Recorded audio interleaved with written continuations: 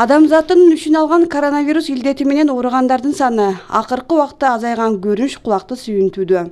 Жалал-Абад облусунда күн сайын жуктургандардын саны 60-70тен кем эмес болгон чак өткөн жумада байкалса, бул жуманын соңунда бир күндө бул илдети жуктуруп алгандардын саны кескин азайды. Буга чейин бизде жанагы оорунун көп катталуусу июль айларында, август айларынын баштарында катталып аткан. Бүгүнкү күндө уже оорунун бир топ азайгандыгына байланыштуу кайрылгандардын дагы саны алардын изилдөөлөрүнүн саны азайды десек болот.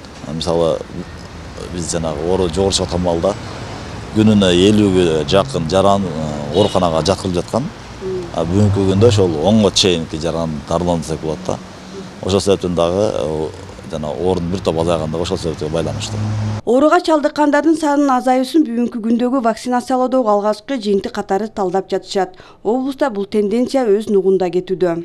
Так, элдердин арасында, в основном элдердин арасында жаман эмес показательдер. Бирок кээ бир элдер мындай жокчу десек да болот да, мындай өзүнүн ответный реакциясына дагы мындай келишип алып, силер бизге лечение кылып беришиңер керек экен, бесплатно кылыш керек экен деген мындай моменттер болуп калып атат. Анан биз аларга түшүндүрүп айтып атабыз. Бул сиздин организмиңизге түшкөн вакцинага болгон карата сиздин организмиңиздин ответный реакциясы. Бул 2-3 күндө ушундай өтүп кетет.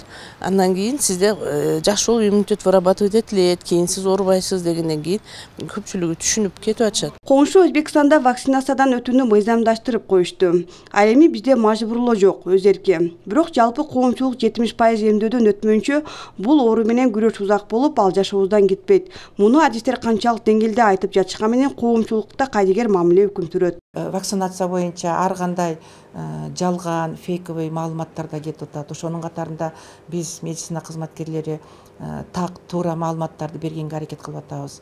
Эми баягы фейковый деп айтканым жанагындай ушул вакцинаны алгандан кийин тукумсуздук алып келет деп атат. Вакцинаны алгандан кийин эч кандай дары жардам бербейт экен деген айтып атат. Булардын баардыгы жалган. Мына апрель айынан бери ушул эң алгач болуп медицина кызматкерлери, милиция кызматкерлери, мектептеги мугалимдер ушулар ала баштаган. Кыргызстанда жамааттык иммунитет түзүү ар бир инсандын колунда. Ошондуктан эмдөөдөн өтүүнүн биринчи зарылдык деп түшүнүү кажет. Гүлжина Мөндөбаева, Баяман Тургуналиев, жаңылыктар үчүн.